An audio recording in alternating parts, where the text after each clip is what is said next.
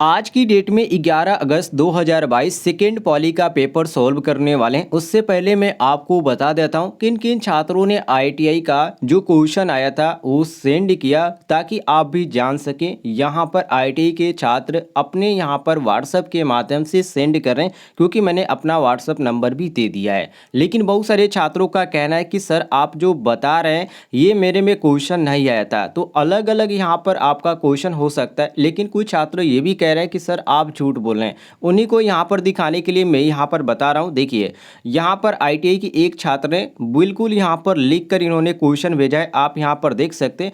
जो कि यहाँ पर सेमेस्टर थर्ड का जो यहाँ पर पीडीएफ है उसमें यहाँ पर 13 नंबर, 41 नंबर, 47 नंबर और 60 नंबर, 88 नंबर और इस तरह यहाँ पर इन्होंने क्वेश्चन भी लिख कर भेजा है। ये सारे क्वेश्चन मैंने यहाँ पर कवर कर दिया है, जो आज की डेट में आपको बताने वाला हूँ। ये एग्जाम आपका आईटी सेकेंड पॉली में हुआ था और यहाँ पर एक और छात्र ने भेजा है, यहाँ पर देख सकते हैं। जो कि इन्होंने पूरा यहाँ पर पीडीएफ ही भेज दिया है और पीडीएफ का स्क्रीनशॉट भेजकर भी भेज दिया है, ताकि आसानी से मैं समझ पाऊँ कि यहाँ पर कौन कौन से क्वेश्चन आए थे और सभी मैं कवर करके आईटीआई के उन छात्रों को जानकारी दे पाऊँ जो छात्र अभी एग्जाम नहीं दे पाए हैं। तो यहाँ पर आप देख सकते हैं। चलिए यहाँ पर पेपर सॉल्व करते हैं। जो छात्र को कोई भी कन्फ्यूजन होगा कमेंट बॉक्स में पूछ लीजिएगा, और यदि आप हमारे व्हाट्सएप के माध्यम से जुड़ना चाहते हैं तो लिंक आपको इस वीडियो के डिस्क्रिप्शन बॉक्स में मिल जाएगा, वहाँ से आप जुड़ सकते हैं, कोई भी दिक्कत नहीं है। तो चलिए साथियों, आज का क्वेश्चन को सॉल्व करते। सेकेंड पॉली का 11 अगस्त 2022 का सेकेंड पॉली में ये क्वेश्चन पूछा गया था।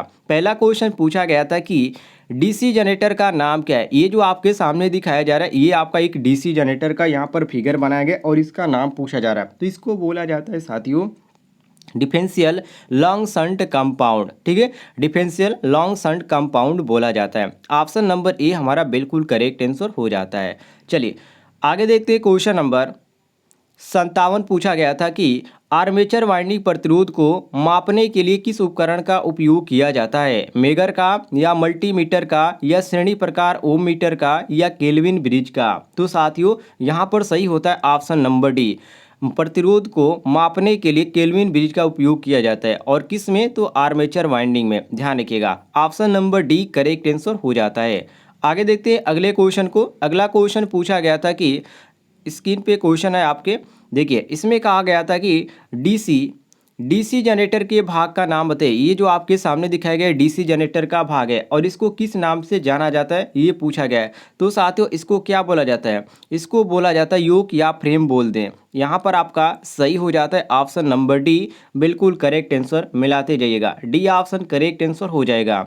आगे देखते हैं अगले क्वेश्चन को, क्वेश्चन नंबर 41, जिसमें पूछा गया था कि डीसी जनरेटर में स्लिप रिंग का क्या कार्य है। डीसी जनरेटर में स्लिप रिंग का कार्य क्या होता है। इसका कार्य होता है साथियों एक दिशा में आउटपुट बनाना। ऑप्शन नंबर बी हमारा बिल्कुल करेक्ट आंसर हो जाता है। बाकी सारे ऑप्शनों को भी आप ध्यान से देख लीजिएगा, क्योंकि क्वेश्चन के साथ साथ ऑप्शन भी देखना जरूरी है, क्योंकि ऑप्शन ही आपका कंफ्यूज करता है कि यहाँ पर ये नहीं ये होगा। तो आप ऑप्शनों को भी जरूर पढ़ लीजिएगा।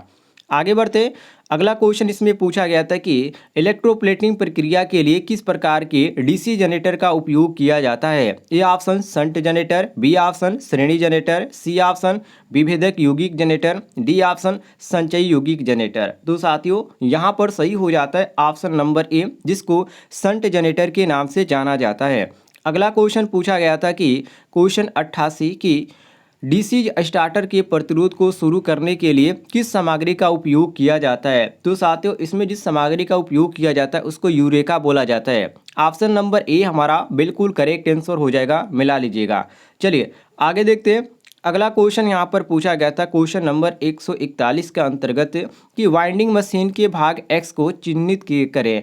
यहाँ पर जो एक्स को यहाँ पर चिन्हित करने की बात करें, सबसे पहले तो आप जान लीजिए ये आपका लेथ मशीन है, और लेथ मशीन में यहाँ पर जो एक्स भाग को इंडिकेट करने की यहाँ पर दिखाया जा रहा है ये आपका खराद होता है। खराद या इसको धूरा भी बोलते हैं। तो ऑप्शन नंबर ए बिल्कुल करेक्ट आंसर हो जाता है। ए ऑप्शन करेक्ट आंसर, खराद का धूरा। ध्यान रखिएगा, ए ऑप्शन करेक्ट आंसर हो जाएगा।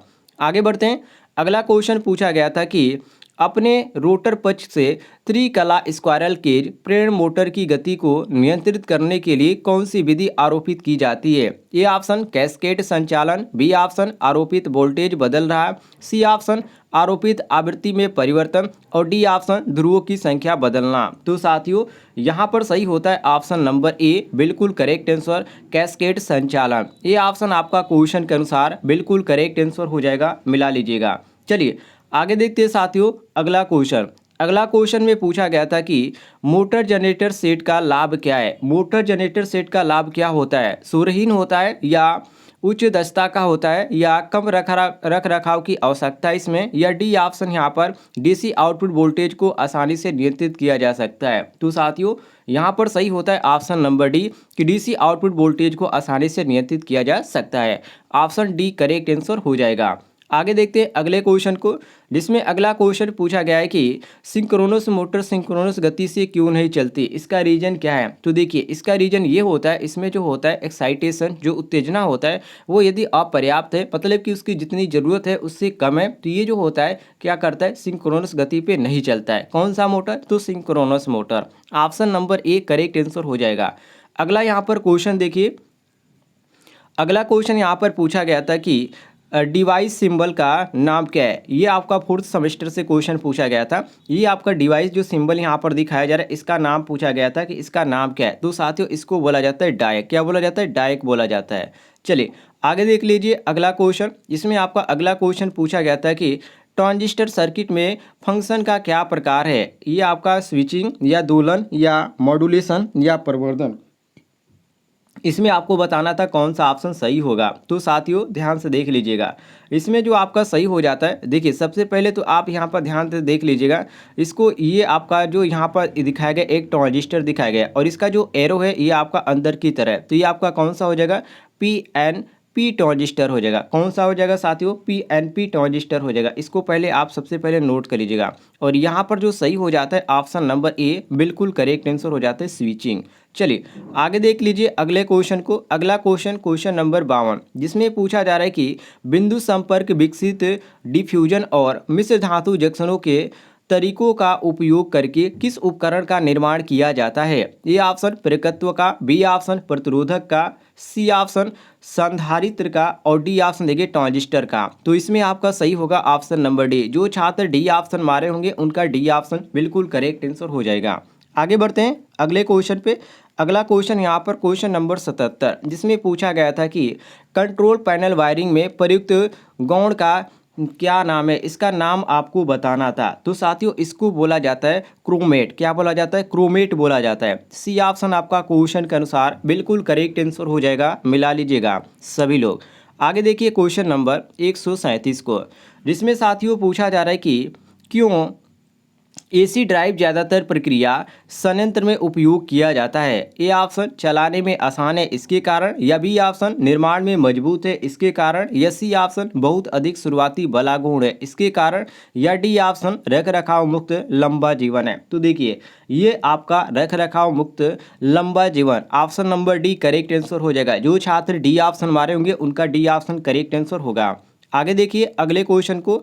अगला क्वेश्चन पूछा गया था कि आवृत्ति कन्वर्टर कौन सा है? आवृत्ति कन्वर्टर कौन सा है? रेक्टिफायर्स या डीसी चॉपर, या सी ऑप्शन साइक्लो कन्वर्टर्स, या डी ऑप्शन डीसी से एसी कन्वर्टर। तो साथियों यहाँ पर सही हो जाता है ऑप्शन नंबर सी। ठीक है, ऑप्शन नंबर सी सही हो जाता है साइक्लो कन्वर्टर्स, ध्यान रखिएगा। चलिए आगे देख लीजिए अगला क्वेश्चन। ये क्वेश्चन आपका मोस्ट इंपॉर्टेंट है और ये क्वेश्चन एक छात्र ने मुझे बताया था, जो मैं आपको व्हाट्सएप के माध्यम से दिखा देता हूँ।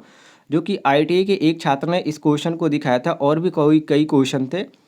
यहाँ पर मैं आपको क्रम वाइज दिखा देता हूँ, ध्यान से देखिएगा। इसमें शायद एक छात्र ने मुझे यहाँ पर दिखाया था, और ये रहा नीचे आप जाएंगे, बहुत ही ज़्यादा यहाँ पर खोजने के बाद यहाँ पर क्वेश्चन मिला था, और इसमें शायद नहीं दूसरे छात्र ने यहाँ पर भेजा था। चलिए इसको देख लीजिए इस क्वेश्चन को, ये आपका वेरी वेरी इंपॉर्टेंट क्वेश्चन है। इसमें पूछा गया था कि हाइड्रो इलेक्ट्रिक प्लांट की योजनाबद्ध अव्यवस्था के घटक में एक्स का नाम दें। यहाँ पर जो एक्स के भाग को इंडिकेट किया जा रहा है, इसको नाम यहाँ पर पूछा जा रहा है कि इसका नाम क्या है? तो इसको बोला जाता है सर्ज टैंक। क्या बोला जाता है साथियों? सर्ज टैंक बोला जाता है। Option number B correct answer हो जाएगा, मिला लीजिएगा। चलिए आगे देखते हैं साथियों अगला क्वेश्चन नंबर 210, जिसमें पूछा गया था कि OH, ठीक है, OH लाइनों में उपयोग किए जाने वाले इंसुलेटर का नाम क्या है। ये जो आपका इंसुलेटर है इसको आप ध्यान से देखिए, इसके आपने देखा होगा प्रैक्टिकली में, इसको क्या बोला जाता है, इसको बोला जाता है cycle insulator. Option number D बिल्कुल करेक्ट आंसर हो जाएगा। आगे देखिए साथियों क्वेश्चन नंबर 213 को, जिसमें पूछा जा रहा है कि इंसुलेटर का नाम क्या है। इसमें आपको इंसुलेटर का नाम बताना है और इंसुलेटर कौन सा है ये आपको यहाँ पर चित्र में दिखाया गया है। इसको बोला जाता है सिंगल सेड पिन। कौन सा बोला जाता है, सिंगल सेड पिन बोला जाता है इंसुलेटर। ये देख लीजिएगा ध्यान से, option number D correct answer हो जाएगा। आगे देखिए क्वेश्चन नंबर 245 को, जिसमें पूछा जा रहा है कि यदि तेल अत्यधिक गर्म हो जाए तो तेल सर्किट ब्रेकर में क्या दोष उत्पन्न होता है। तो इसमें एक दोष होता है जिसको बोला जाता है कम पराविद्युत शक्ति। Option number C correct answer हो जाता है। ये था साथियों आपका कल की डेट में सेकेंड पॉली में पूछा गया क्वेश्चन, जो कि ITI छात्रों ने जैसे बताया मैं यहाँ पर कवर किया और मॉर्निंग में आज आपको वीडियो प्रोवाइड कर रहा हूँ। इस तरह के आप डेली क्वेश्चन पाना चाहते हैं जो एग्जाम में पूछे जा रहे हैं, तो आप सभी लोग इस वीडियो को लाइक करें और चैनल को सब्सक्राइब करें और व्हाट्सएप माध्यम से जुड़े। व्हाट्सएप नंबर मैंने इस वीडियो के डिस्क्रिप्शन बॉक्स में दे रखा है।